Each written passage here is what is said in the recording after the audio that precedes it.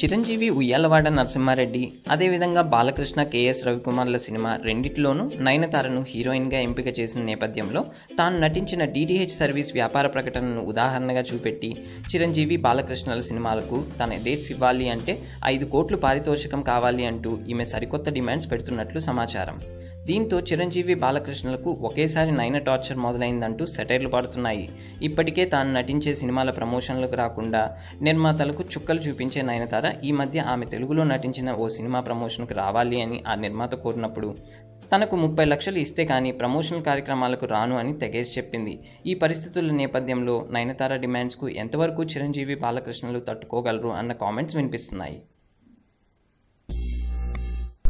Thanks for watching. For more interesting updates, don't forget to subscribe Filmy Looks.